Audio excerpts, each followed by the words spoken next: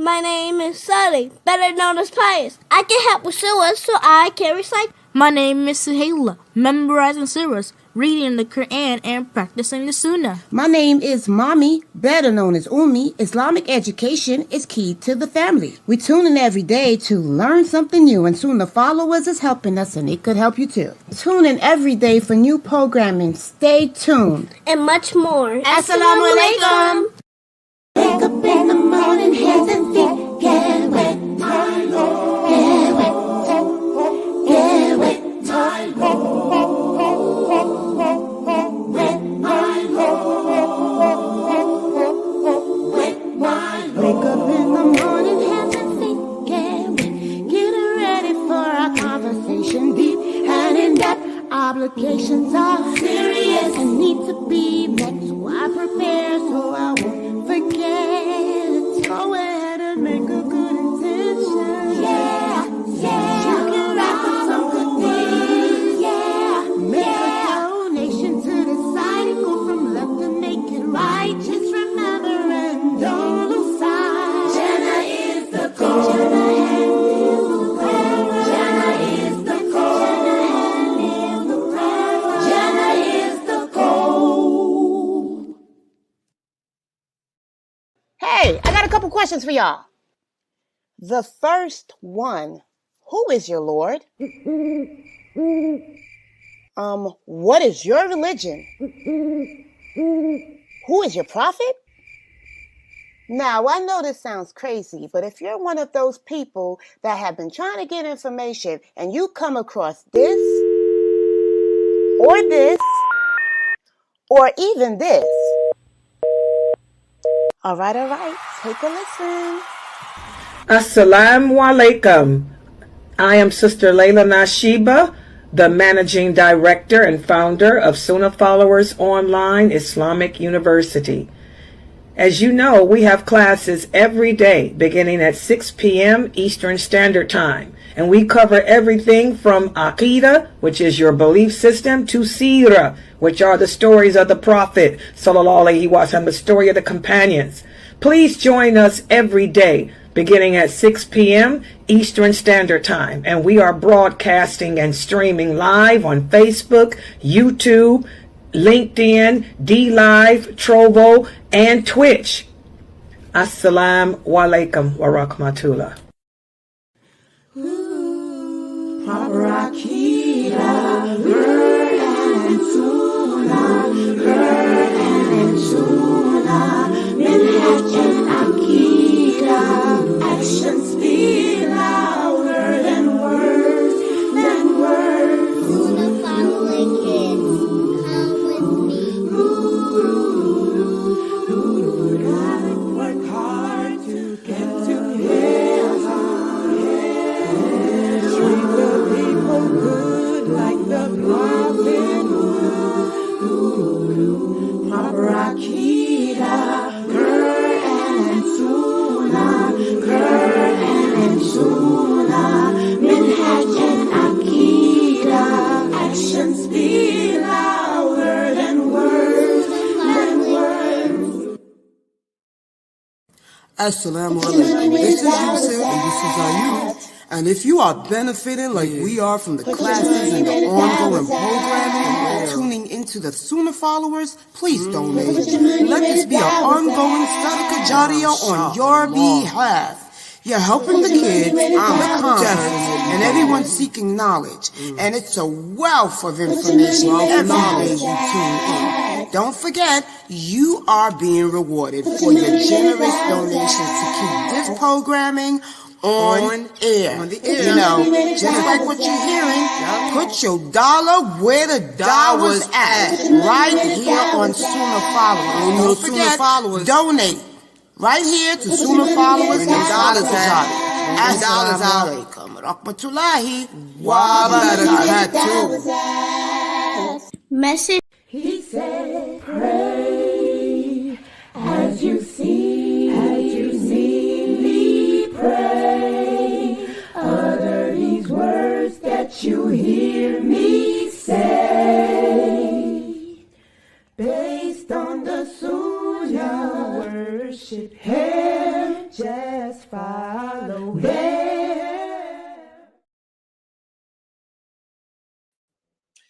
Ina alhamdulillah wa salat wa salam ala wa rasulullah.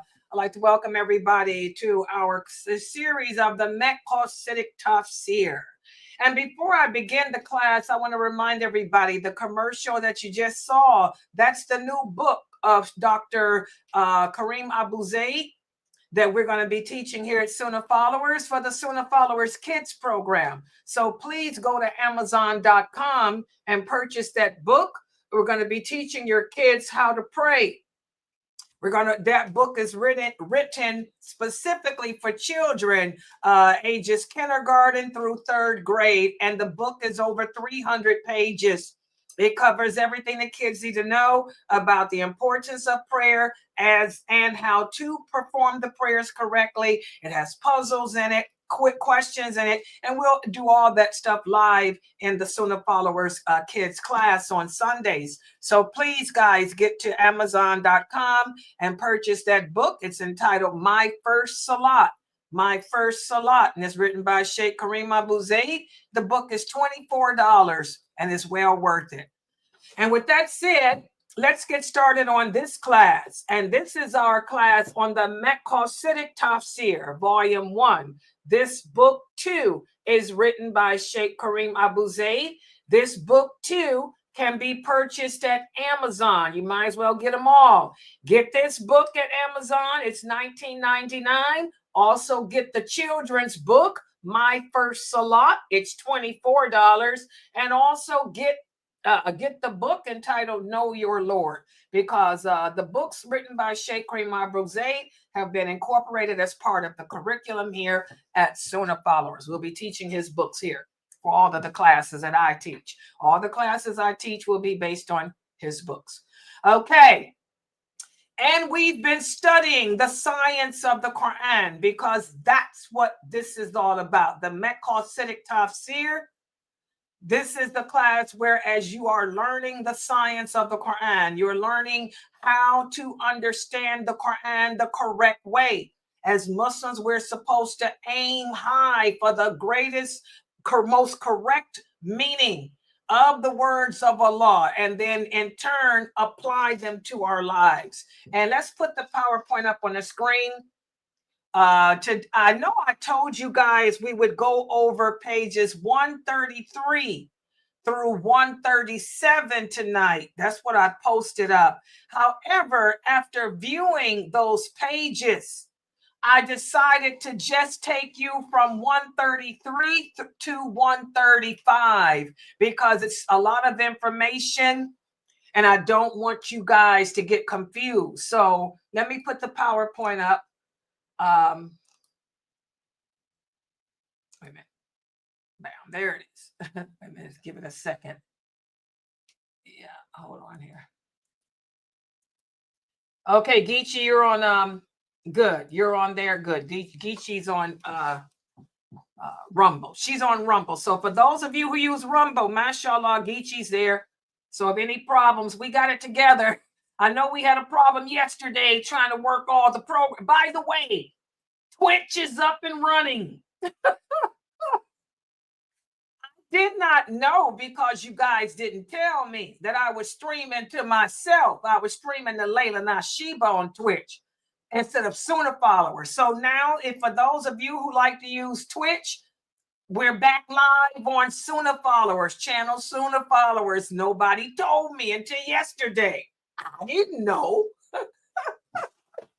So, mashallah, I spent the whole day fixing everything. So we're back streaming on Twitch to channel Sunnahfollowers. So for those of you who use Twitch, no problem. And I do have Twitch set up to ban automatically, but I got moderators too. So don't worry about it. If there's anybody that comes in with trouble, we got it covered, inshallah. Okay. All right. So tonight, what I'm going to do, instead of covering pages 133 through 137 in the book, because that was a lot of information, instead we're going to do pages 133 through 135. And we're going to focus on the primary versus secondary details of the Quran. That's what we're going to focus on for tonight. The primary versus secondary details of the Quran. And what are we speaking about here? Well, first, before I get into the lecture, to serve as an introduction into what we're going to be speaking about, I have one question for you from the last class we had. And this will give you a clue as to what these pages are about. Who can tell me, and there's more than one answer, why is there a need for a higher aim-based interpretation of the Quran today, as opposed to during the time of the Prophet's companions, sallallahu alaihi wasallam? Let me repeat the question. Why is there a need for higher meaning-based interpretations of the Quran today, as opposed to during the time of the companions? Remember, during the time of the companions, they didn't have Quran tafsirs. Okay, there was no need for a higher aimed explanation of the Quran. But today, there is a need for it. Why? Who can tell me why? There's a lot of common sense answers. Number one, because the Prophet, peace and blessings of Allah, is no longer here with us. MashaAllah, that's the first answer you guys should have came up with. The Prophet sallallahu alaihi wasallam is not here. He was the teacher of the companions. They understood the Quran the correct way and how to implement its meaning, because they had the best of all teachers. So that's one reason why. What's another reason why there's no need for books of that there's a need for higher meaning understanding of the Quran today as opposed to back then? Give me some more answers. Each generation just gets further and further from the true Islam and the true meaning. Wow, that's deep. Would have been my answer. Exactly. Because our prophet said that as the mankind evolves, each generation of Muslims will become further and further and further away from understanding Islam and its truthfulness, and also further away from practicing it. Good job, Latifa. What are some other reasons as to why we have a great need for higher meaning interpretations of the Quran today as opposed to then? To tag on what the last sister just said, I hear a lot of people, including myself when I first started coming to Islam, was that, people say that the Quran isn't, for the times today, when in reality it is. So having a deeper understanding will let you know that the Quran is for all times. That is what today's topic is going to be about too. Exactly. Good job, Sister Nia. Exactly. Exactly, guys. Because we're so far away from true Islam, from practicing this religion correctly and understanding it correctly, you got a lot of airheads that walk around saying that the Quran is outdated, that there's no need for it, that we can tweak, like the brothers down there in Texas who call themselves scholars are doing, claiming that they can tweak and change the laws of Sharia, Allah's laws, and put them in categories of essentials versus non-essentials, and make them conform to meet society standards. Good job, Nia. Proud of you. That's what today's lecture is going to be about. Also, as Sister Sakina said, we got so many different sets today. All these deviant Muslims whose understandings are nothing like what the original companions had, whose understandings contradict theirs. Good job, Sakina. Also, as Sister Annette said, we got so many sets that have distorted and made up their own views of the Quran.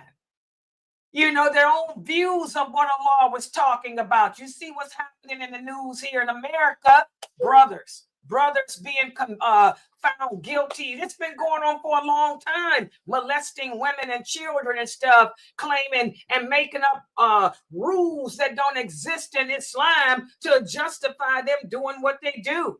Good job. Go ahead on YouTube. Zoom. Go ahead. Whoever was on Zoom, go ahead. So they won't put their own opinion. Whose deep voice was that? That was my son. He said, so you won't follow their own opinion. Girl, that ain't your little boy. How old is that's Tahira's brother?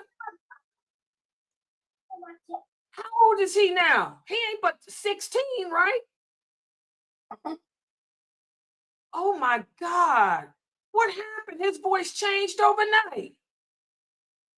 MashaAllah, baby. I'm so proud of you. You done grew up with your little handsome self. Exactly. Repeat it again. I'm still shocked. Everybody's shocked here. Yeah, that was Amina's son. Yeah, that's Amina Fresno's grandbaby. Yeah, girl. He sound like a grown dude.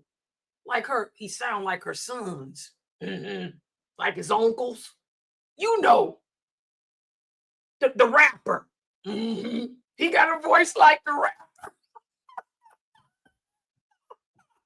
Exactly. Go ahead, Geechee. Go ahead, Geechee. What you say, Geechee? Geechee? Who was that? I'm just shocked, guys. He was a little kid. He done grew up overnight. Okay. Also, good job, Sakina. The lure and temptation. The lure and the temptation of this dunya has always been there. But people are succumbing to it more today because they don't have that fear. Good job, Brother Edward. Because they don't have that fear. He said the fear of Allah is not prevalent today like it was back then because of the way the deen is distorted and the way it's been abused. Good job, Edward. So intellectual. Exactly.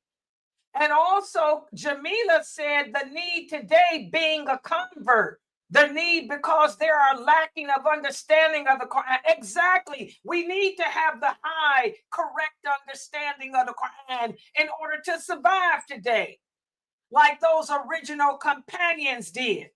Those are there. And let me explain something to you guys. And I'm so glad that Sister Nia brought this up. She started this type of discussion off with her answer. MashaAllah, that's being Maqasidic. There is nothing happening in this world today. There is nothing that we are experiencing today, not the war in Gaza, not the earthquakes, not the tornadoes, not the famine, not the drought. There's nothing that is happening today that hasn't already repeated itself. They were genociding Muslims from the beginning of time. What did you guys learn yesterday in Mukhtar's class or the other day? When Heraclius, who was the emperor of Rome, when he heard of how the Muslims defeated the Persians in battle, he said, I'm sick of these Arabs from the desert. I'm sick of these vagabonds. He said, let's annihilate them. Let's wipe them all out. So the Romans set on a mission to genocide all the Muslims, all the Arabs, just like the Persians. The Persians thought that they were trailer trash people from out the desert. Oh, we're going to just annihilate them. We're going to just, rid the world of these Muslims once and for all. But they were defeated. Khalid bin Walid and his army defeated them. The same thing happened with the Romans, but the Romans were even more shocked because, as you learn from Jonah the Greek, a lot of the Roman men ended up converting to Islam. Instead of fighting against the Muslims and annihilating them, genociding them, they end up converting to their way of life. So there's nothing that's happening on this planet today that is not a repeat. In fact, even in our time, just 20 years ago, we had the genocide of Bosnia. What's going on in Gaza is nothing new. They tried to do the same thing to the Bosnians 20 years ago. It was sick, okay? So again, we need interpreters of the Quran who can give us the correct understanding and the meaning of what Allah is trying to tell us, and also help us to be able to take Allah's words and implement them in our lives like those companions did. And that way we be able to handle our wars, our calamities, our trials of life with dignity and balance and humility like those companions did.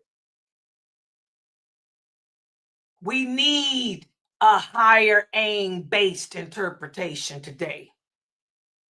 And we need truth scholars. True scholars. I ain't talking about the scholars for dollars who go to school and pay money to get a PhD in Islam and call themselves your teacher, and they taking advantage of you. I ain't talking about those creeps. I'm talking about real, bona fide, qualified interpreters of the Quran who can help us to see our way out of the forest through the words of Allah, and by implementing that understanding that those original companions had. And that's what tonight's lesson is going to be all about. So let me make the page larger, make myself smaller, so you guys can focus in on and take. And by the way, for the parents here, you should have me on the big screen TV for the kids. And that way I take screenshots of my PowerPoints for them too. Let me move this out the way so y'all can do that. Oh, what happened? How did I get muted? Am I muted? Can y'all hear me? Can y'all hear me? Nobody's answering as usual. Let me look on here. Hold up. Okay, now. Can y'all hear me now? Okay. All right. I'll do it myself. Okay, so as Muslims, we have to recognize. Thank you, Jamila. We have to recognize the higher aims behind the revelations of the Quran. Our goal as Muslims should be to recite, and not just be able to recite the Quran with tajweed, but instead the goal should be to recite and understand what we're reciting, and then ponder or think about what we are reciting, and then fulfill the Quranic teachings by putting it in our lives. Okay, hold on for a second. They got issues in Zoom. Oh, hold on, let me try it. Okay. All right. So that's the whole thing, guys. And this is Maqasid. This is how the companions viewed the Quran. Okay, as Allah sent those revelations down, they didn't just learn how to say them. They understood what each word was, what it meant, what Allah was saying to them. And they would think about what Allah had to say to them, and then they would apply it to their lives. That's why they were victorious in all the battles that the Muslims fought, the early Muslims fought. They were outnumbered and outweaponed. When they fought this battle that we talked about Sunday, the battle for Damascus against Heraclius. Heraclius had thousands and thousands and thousands of men, where the companions didn't even number a quarter of that. But the companions were victorious. Why? Because they not only quoted the Quran, they lived it and they believed in it. Allah tells us, guys, that for those of us who read the Quran but don't understand it due to a lack of our sincerity, we're no different than a donkey carrying volumes of books. So we got a lot of donkeys amongst us. Yes, we got a lot of Muslims who have memorized how to recite the Quran. They call themselves scholars of the Quran and all of that. Beautiful tajweed, but they're no more than a donkey because they don't have no understanding of what Allah is saying. They don't really believe in it and they're not living it. And also Allah describes those who do understand it and who do know its meanings, but they refrain from acting upon it as even worse. These people are like dogs. Why? Because they have failed to acknowledge or realize what the higher aim or meaning of the Quran is all about. So the question is, are you a donkey or are you a dog? Which one? And this thing from Layla Nashiba, this is what Allah says. Okay? Allah don't beat around the bush. Allah doesn't sugarcoat. So are you a donkey or are you a dog? We got a lot of famous dogs in the news today, and we got a lot of famous donkeys. Are you one of their followers? Are you a follower of a dog or a follower of a donkey? Ask yourself. Okay? So, the higher meaning-based trend of explanation, this is the one that achieves the objective of not just reciting, but also understanding what Allah is saying and living by it. While the other trends are more concerned with just the textual interpretation of the Quran. We got a lot of famous donkeys who sit around giving lectures on YouTube, traveling all over to your community, giving their interpretation of the words of the Quran. Okay, but they're just donkeys. We also got dogs who do the same thing. So we have to be aware of that. The higher meaning explanations, if you truly understand them and implement them, they will complement whatever is happening in the world today as far as you being able to handle it. You know, if you truly understood the meaning of the Quran, you would have a well-guided and a well-steered process to contemplate, ponder, and explain and put into action. You wouldn't freak out about the war in Gaza. Oh, yeah, it's bad. It's not good that Muslims are dying all over the world, but what can you do? This is the qadr of Allah. Allah said, you will taste death. Allah tells us that in the Quran. You will surely taste death. The companions taste death. Y'all hearing, you learning in the history of Islam class with Mukhtar, many eminent companions taste death.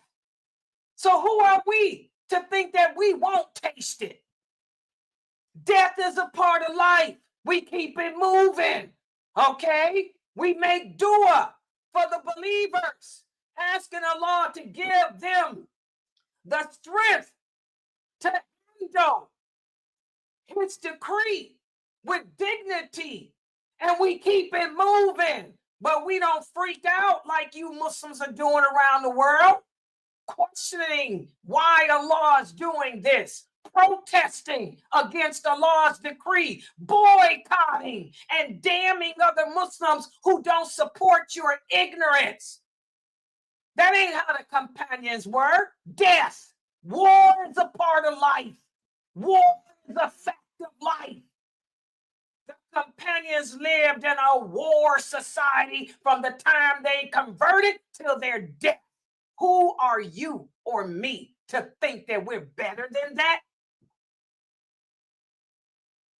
If you had the true understanding of the Quran, you Muslims wouldn't be acting the way y'all acting today. It's atrocious. So the primary objective is to generate relevant and contemporary meanings for every chapter of the Quran and be able to apply them to whatever current events are happening today. Because the Quran, like the sister was saying, a lot of Muslims, like Sister Nia said, think that the Quran is outdated. No, it is not. I keep telling you guys, history just keeps repeating itself. Even in my lifetime, I've seen 4 different wars. Well, Vietnam, okay, the war, or not just Vietnam, I've seen more than 4. Vietnam, the war against Egypt, and the same war where my family, my Saddam and them were fighting against the Zionists. Then we had Iraq in Iran. Then we had Iraq and Kuwait, Desert Storm. Then we had Afghanistan. I mean, war is a part of life. People die. Allah said that. You don't like death, but he's got to cleanse the earth. Allah says he sends war to cleanse the earth of bad people. They got to go. And to test the believers who are true to him with something better than this filthy world.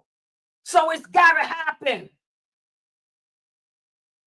So the primary objective of the Quran is to generate relevant and contemporary meanings so that way you can apply them to whatever you're facing in life today. Unlike what the brothers in Texas say, we don't allow the problems of society to cause us to tweak the laws of Allah. No, that's backwards. We adhere to Allah's laws.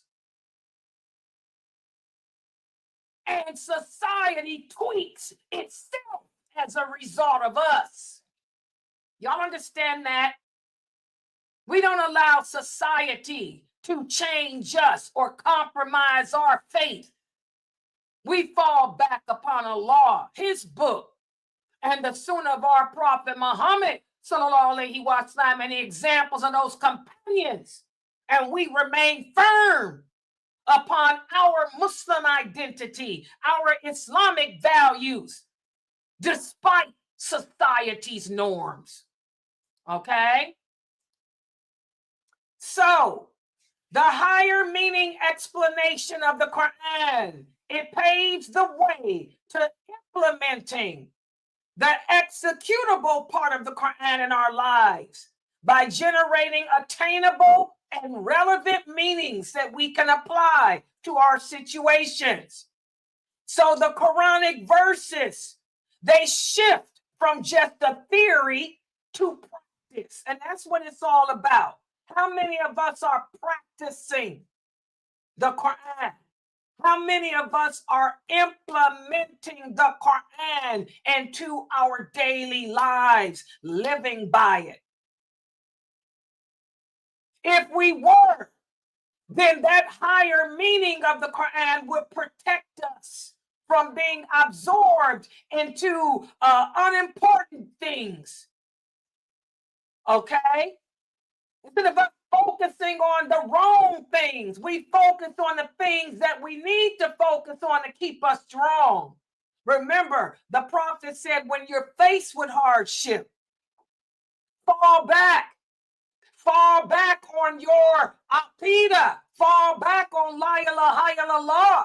What will help the Muslims of the later generations, he said, to get through the trials that they will witness.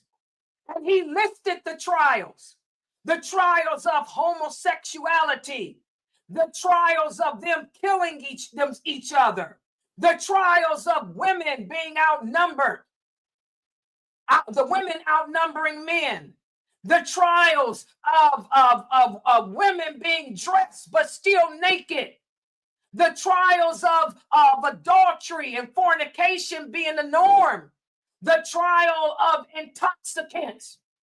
The prophet said, what will help the believers to get through that is la ilaha illallah, how they will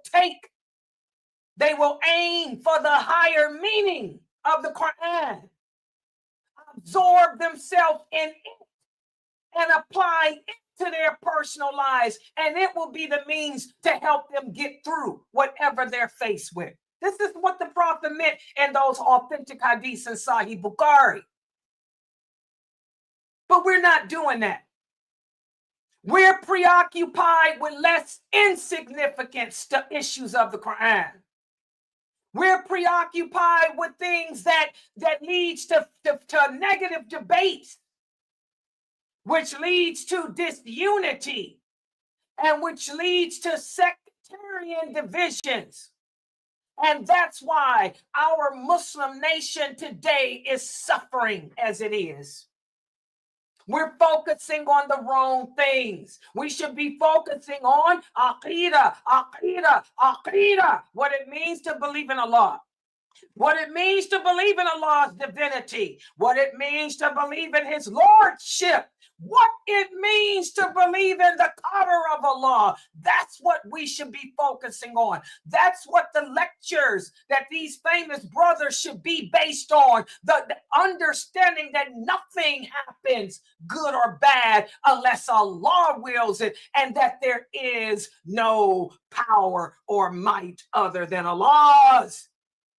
That's what we need to be focusing on right now, not this insignificant garbage. When we highlight the Quran and its high meanings, and we turn them into things we can execute in our daily lives, and we turn them into achievable objectives, this is when we create the incentive to produce within society what is needed to overcome whatever society claims to be the norm. That's what the companions did.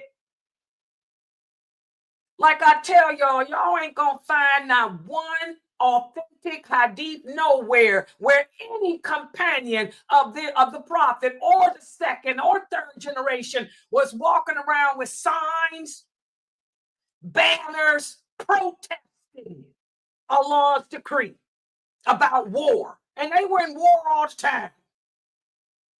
But what you will find are many, many hadiths of those companions reminding each other to have taqwa Allah, to remember that there is no power or might except in him, that he's in charge. And as long as we adhere to his laws, adhere to his commands, we'll always come out successful, because the non-believers don't have that. They don't have the taqwa Allah. But again, we're so far away from this understanding today that it's just pathetic. So, primary objectives. We need to focus on the primary objectives of the Quran and implement them, and leave the secondary objectives to the side for right now. Because we believe that the first three generations of Muslims, they actualize most of the higher meanings of the Quran, because again, the Prophet sallallahu alaihi wasallam was the practical illustration of the Quran. As his wife Aisha radiallahu anha described him, he was a walking, talking Quran.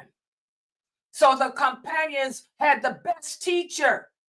They knew how to implement Allah's words, Allah's rules, Allah's suggestions and advice. into their lives. And this is what changed their character. This is what changed their behavior to that which is pleasing to Allah. We don't have that today. Most Muslims today don't have the character or the companions. Most Muslims today are weak. Like I told you guys, the companions weren't weak. The women were not weak, and neither were the men. The men were not running around protesting and boycotting and asking, why is Allah letting babies die? No, the men were, don't cry for our babies. Don't cry for our babies, because our babies are in paradise. Where's yours? The women were strong too. Every battle that the Muslims fought, even though women didn't have to participate, there was a woman involved. You guys heard about the battle when the Muslims fought for Damascus. Who was the one that took out the eye of Thomas, the general of Heraclius? That was a woman whose husband had been martyred fighting against them. So even the women, the female companions, were not weak like women today are. They didn't sit around licking pus off their husbands. They didn't sit around praying and worshiping no man. When their husbands had to roll on that battlefield, they went out there with them.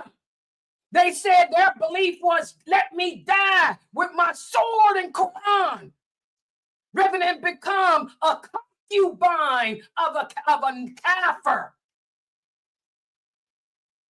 That's why I tell you guys, these brothers today that talk about the companions, they don't know nothing about it. You don't know nothing about the companions of the prophet, and you definitely don't know about his wives or the women, because those women were strong. You couldn't handle any of those female companions. Heck, you brothers can't handle Layla Nashiba. You can't handle me. How the heck can you handle any of those female companions? You brothers are so weak. You think that I'm loud. You think that my passion is anger. If you can't handle Layla Nashiba, what makes you ignorant men think y'all can handle any of those female companions? They were warriors. They went out to play in the name of Allah. You brothers couldn't handle them. Okay? So, individual growth and societal progression towards an ideal community in the period of the companions were the results of them pursuing the means that led to the higher meanings of that Quran. They were all about establishing Islam as the way of life. They didn't believe like these brothers in Texas telling y'all to tweak Allah's laws to accommodate society, to support LGBTQ, to vote for a woman when Allah tells you not to, and not just any woman, vote for the LGBTQ woman and her transgender running mate. Let's tweak Allah's laws to accommodate society. That ain't how those companions were. They didn't do that garbage. That's how they were able to take Islam from out of the peninsula of Arabia through the Roman Empire and the Persian, which is what we call the Middle East today. It's an Islamic state.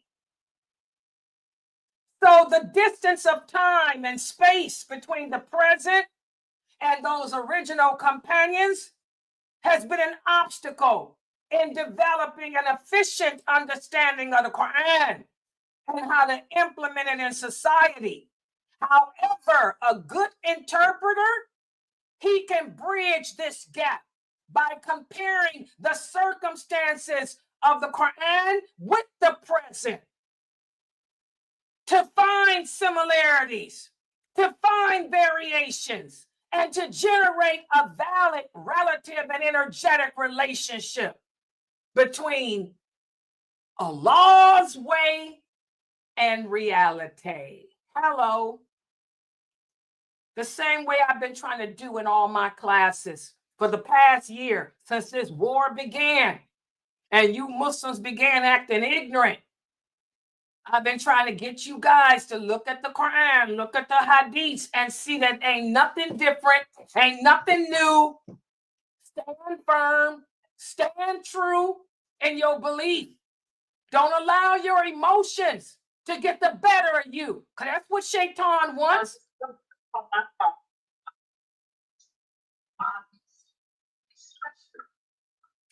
Are there any moderators around? I got it. Don't.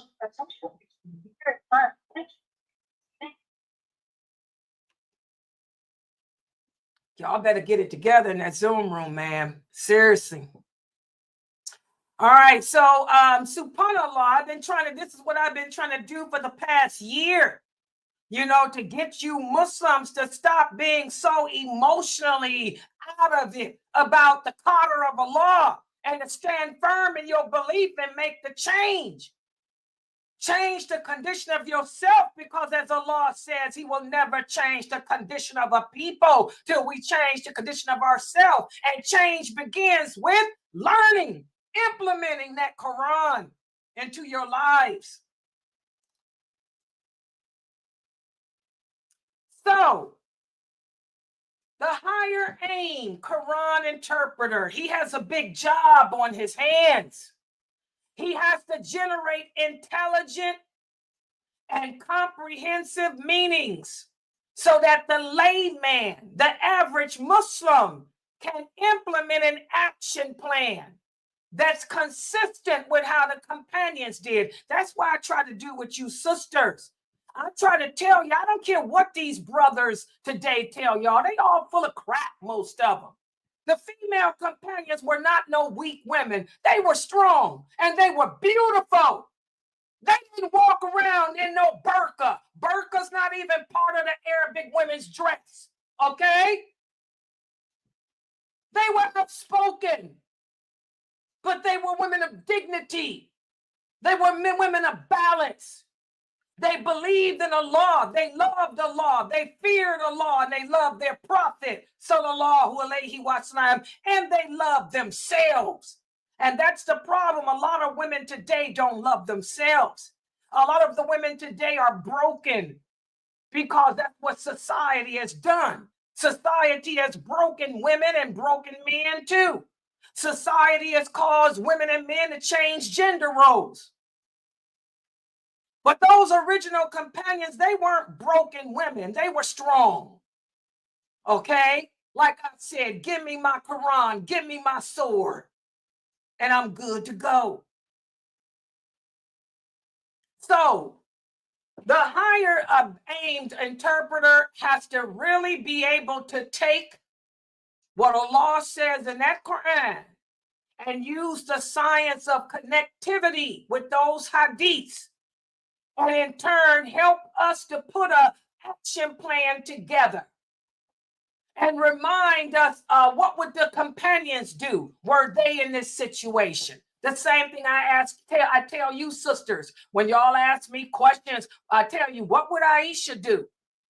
What would Ibn Umar do? What would Umar? Would Umar issue a fatwa saying that because you living in a non-Muslim country, we can support LGBTQ? When, by the way, Umar, what do y'all think? Mecca wasn't no Muslim state. Neither was Medina in the beginning. Neither was the entire Arabian Peninsula.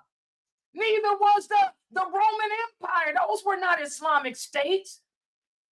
Did Umar, did Abu Bakr, did Uthman, did Ali say, let's tweak Allah's laws because we're in a non-Muslim society, or we're dealing with non-Muslim people, or the non-Muslims have made LGBTQ lawful? It was going on back then too. The Romans were big on not just LGBTQ. The Romans did bestiality as well. So the Quranic interpreter He can generate relevant, accepted, and dynamic meanings of the Quran that in turn can help the Muslim community to redirect their wasted negative energy from sectarian conflicts or debates to community building proposals. But who do we have doing that today? In America, you got all these famous speakers. They ain't no scholars, but you got a lot of famous speakers. How many of them are doing this? Okay. Let's give an example. We may find several variations regarding the different postures that we perform when we perform our prayer, because they're based on different schools of thought or different interpretations of the hadiths. But do we ever see any disputes regarding the meaning of the prayer, regarding how important it is for us to have khushu' or connection with the law? We don't have disputes about that type of stuff. Okay? That same approach should be applied to society, to whatever issues are impacting us as an ummah society-wise. Okay? Also, another priority for the Quran interpreter is to strive to disenfranchise the Muslim community from a desire-driven interpretation of the Quran, and instead to have them cultivate authenticated and validated knowledge. Stop trying to read meanings that don't exist into what Allah is saying, and instead deal with the reality, the truth, as given to us by the Prophet Muhammad, with that understanding of those companions. We need to get rid of all these distorted ideologies that many of these Sufis have, many of these Murjia have, the Jamia have, and etc. If we did this, guys, the higher meaning of the Quran would help us to focus on our levels of understanding. And again, most important, it would help us to reinforce our values, our purpose in life. We were created to worship Allah. We were put here on this earth to be tested in our belief in Him. And like He says, saying you believe in me is not enough. I'm going to test you with everything that's dear to you, your children, your money, your property, even your life, to see if you put any of that above me. So again, this is why it's important for us as Muslims to stop wasting our time with that insignificant stuff and focus on the primary stuff of the Quran, such as Aqidah. Aqidah. Aqidah. What it means to believe in Allah. What it means to believe in all His names. What it means to understand His attributes. What it means to believe that He's the creator of everything, including the bad and the evil. What it means to understand that nothing is going to happen unless He allows it. And what it means to understand that there is no power, there is no might other than His. That's what we all should be focusing on in these days. That's what the companions focused on when they were meeting their calamities and hardships and wars. All right, I'm going to stop right here. Subhanakallahumma wa bihamdika ashhadu an la ilaha illa anta astaghfiruka wa atubu ilayk. Any questions or comments? This is also why you have to be careful who you take your knowledge of Islam from. A lot of you waste your time listening to a bunch of airheads on YouTube. talk about this religion when they ain't telling you nothing that's a benefit.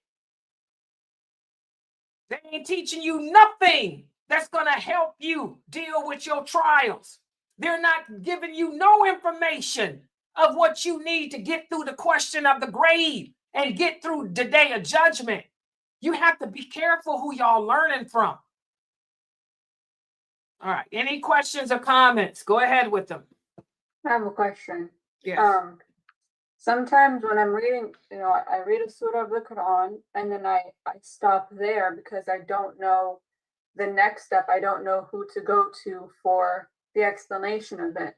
And so, these days where it's so hard to find solid places to learn from, how do I go about learning the meaning of the Quran? It's real easy. Like the prophet said, ask the people who know. You don't come here and ask me nothing. That's what I'm talking about. Ask the people who know. Real easy. By the way, guys. Yeah, but that's no. I'm sorry, I. By the way, this is I, one of my babies. Yeah, just ask the people you know. If you read a verse of the Quran and you don't understand the meaning, just come in here and ask me. I'll give it to you. And when I give y'all the meaning, I use the Prophet Muhammad's Tafsir. Sorry. I don't use Ibn Kathir. I use the hadiths because the hadiths are the explanation of the Quran. The hadiths explain the Quran. When you guys ask me something, I give y'all the story. I give you the whole history. Y'all know I don't shut up. People say I talk too much. I'll tell you what happened for Allah to say, to send it down, who, what, where, when, why. So ask the people of knowledge if you don't know. Just like when I don't know something, I get on the phone. I'm going to ask the people of knowledge. I'm going to ask Sheikh Morsi. Or I'm going to ask Dr. Jamali if it's something I don't know. Like I did when I did that, the names of Allah. I knew that one name was not interpreted into English correctly. What did I do, Aya? Did I sit there and say, no, I called Jamali. I said, what does this mean in English? He broke it down. You got a website. You got people you can ask. Why ain't you asking? Seriously. All right, inshallah. Yeah, I don't know, because I read at night and it's when everyone's okay. Well, if something that's bothering, just write it down and bring it here the next day. Inshallah. And you probably already know the meaning anyway, to be honest. I think you're a little bit too hard on yourself right now. Because you're one of my better students. But yeah, if it's something that you don't understand, write it down and bring it here to us the next day. If I can't tell you, then I got Sheikh Morsi and Dr. Jamal. Yeah. Oh. Yeah, any other questions? But that's what you do, guys. Ask the people in knowledge. If it's something that you guys don't understand, the prophet said ask the people in knowledge. If the companions didn't understand what Allah meant, look how many hadiths we went over, where different companions asked Ibn Abbas, or asked Ibn Umar, or asked Ali, or even asked Aisha, what happened? What does this verse mean? And you see them telling. You ask the people of knowledge and they'll tell you. Yeah, don't try to figure it out on your own. You can't teach yourself this thing. I don't teach myself. You got the people of knowledge that you can ask, especially you all here at this website. Y'all can come to me. If I can't answer it, then I can get it from Sheikh Morsi. Y'all know that. Take advantage of that. Okay, any other questions?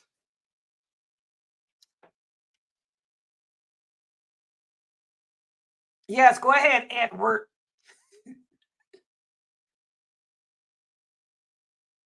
What happened on Rumble, Mina? Oh, God, here we go again, y'all.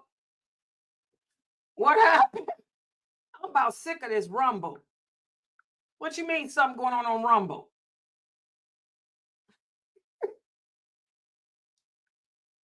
Really?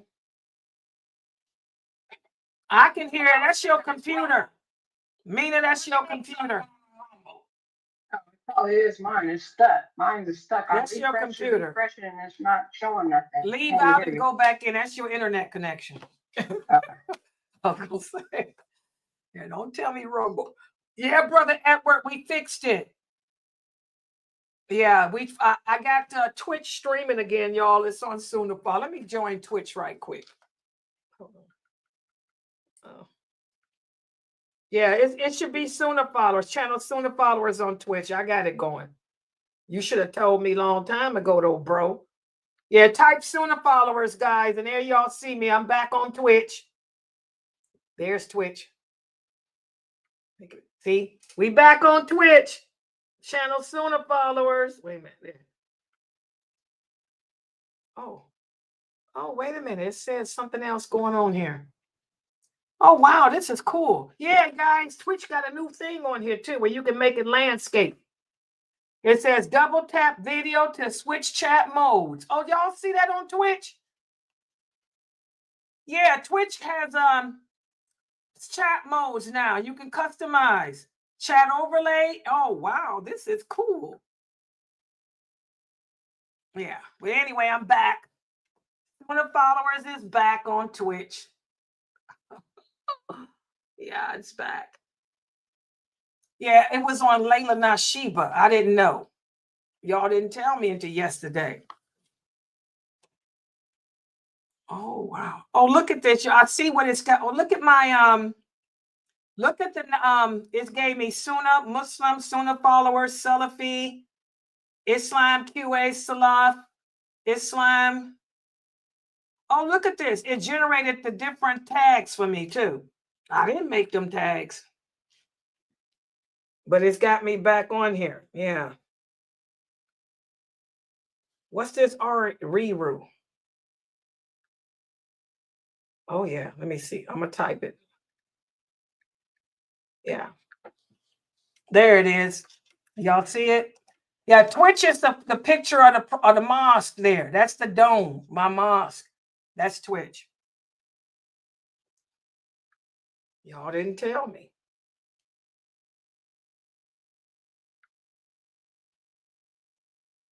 Yeah. Okay. Any other questions? Go ahead while I play with this. Oh, wow. Yeah. Yeah, I put the app on my phone. Yeah, I put both the app. I put the Rumble app on here too. So we can keep it. I guess we banned that little Christian guy. He ain't back. I got 12 people on Rumble. But that Christian guy, or either he's there. Mr. Christian, we got you muted.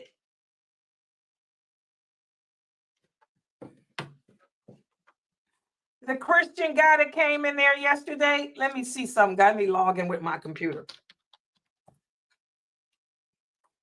What did he tell me? He said, I own you. He had never tell me yesterday that he owned me. Don't nobody own Layla Nashiba. He said he owned me. Let me go. Yeah, I'm going to see if he's in here.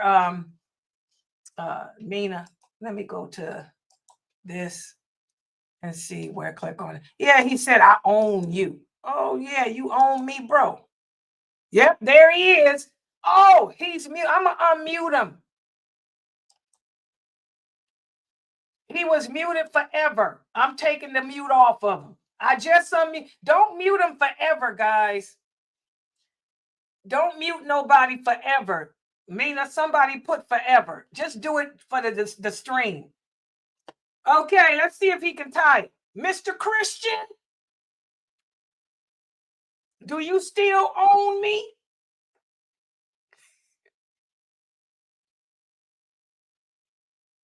We figured it out. Thanks to you harassing me yesterday. I didn't get no sleep. I spent all night and day figuring out how to work Rumble and Twitch now. So who owns who?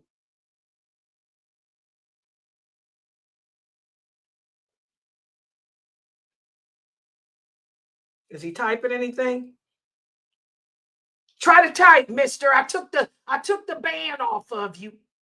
You kind of laggy, but no, he ain't typing none. I think he likes exotic women.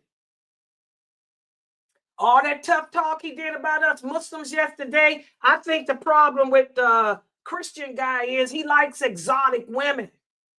Didn't he tell me to go back to my country? Yeah, you told me to go back to my country, that Trump was going to deport me. This is my country. He can't deport me anywhere. I think he likes exotic women. That's why he hangs around our thread. He likes exotic old women. Yeah, but we took care of it. Yeah, so I got him. Yeah, Edward, are you in there? You on Rumble, Edward? Can you see? Yeah, so but log in on Twitch, Edward. See how I fixed it up. Sunnahfollowers, type the channel name. Don't type Layla Nashiba. Type Sunnahfollowers. That's our channel. See? Let me turn this off. Hold on, let me show the brother what it is. You brothers, why come y'all can't work this stuff? We women have to teach you brothers how to do everything, man. Look, okay, look, Edward. I'm getting ready to show you. Oh, Allah. Yeah, forget about my house. That's my office. Okay, look. This is the app. This is the Twitch app. You see it? You got it? Okay. Click on that. It says live. Click it. Like this. And it opens me up. There I am.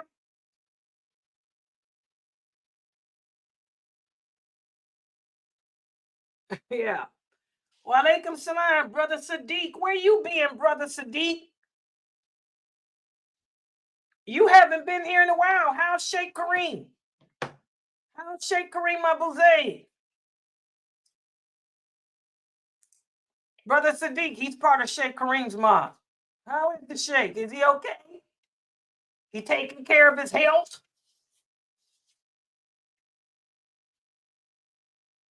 Alhamdulillah. Yeah, is he in there, Mina? That Edward? Let me see. Yeah, that's it, Edward. I got it working. See, yeah, you just have to go to Sunnahfollowers. Yeah, see what happened, Mina? They didn't know. Because they said I hadn't been streaming to it all summer. Nobody told me. I was streaming to Layla Nashiba. If you're in there, tell them to type, because I only see one person. I don't know if that's him or not. Okay. I don't, these brothers, that's me. These brothers don't know how to work anything. That's a shame. That's another one of the signs of the last hour. Women will be over the affairs of men. Now y'all see what that hadith means? Oh, Brother Sadiq. Oh, subhanAllah. He said, I just got back to Colorado Springs. I was with my mother. Actually, was in a hurricane. Oh, where were you at? You were down there in North Carolina? Brother Sadiq, where the hurricane was? I heard they got hit pretty bad. Georgia, North Carolina, and all that stuff. Were you down there? Subhanallah. Oh, you Augusta. That's what I'm saying.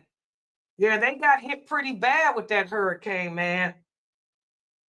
Well, may Allah make it easy for you. I hope your mother is okay. Subhanallah. It was good that you went down there to help her. May Allah bless you for that. Brother Sadiq, you look like Snoop Doggy Dogg. Look at this picture. You look like a light-skinned version of Snoop Doggy Dogg in that picture with your braids. Snoop's braids go all the way down. You look better than Snoop Dogg, though. Snoop Dogg ain't good looking. But mashallah, you got long braids. Yeah, so you will see Sheikh Kareem. When you see Kareem Abu Zayd, tell him I said shukran about the book stuff. Because I'm going to be teaching the kids the How to Pray book. Give him Sheikh Kareem my salams and tell him I said shukran. He know what I'm talking about. Yeah. About the book. Yeah, make sure you guys order that new book too, because I'm going to be teaching Kareem's new book for the kids on how to pray for the kids class. So make sure you guys order. The book is $24. 300 and something pages. So a lot of information, inshallah. Yeah. Okay, guys, no other questions about the class. Okay, I'm going to log out for now. Inshallah, I'll see you guys back here tomorrow. Tomorrow is Wednesday. We have my 6:30 class and we have my how to pray class. And I'm going to take you guys over again the Sunnah prayers. I'm going to answer your questions, Brother Amir. The Sunnah rakats for each prayer. Yes. So you make sure you're here. And you're going to write them down, what the Sunnah rakats are for each prayer. And I'm going to give you a quiz on what we talked about the general voluntary prayers. Yeah, that'll be tomorrow at 9, inshallah. Okay, guys, let me log out and get some work done around this house since I've been here on this internet all day fixing Rumble and Twitch. Okay. All right, guys, we're going to log out for tonight. I'll be in the Zoom room, though. Subhanakallahumma wa bihamdika ashhadu an la ilaha illa anta astaghfiruka. That Christian man better not be in here now. He ain't in here now, is he? No, he better not.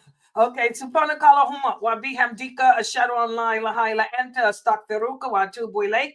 Assalamu alaikum, everybody.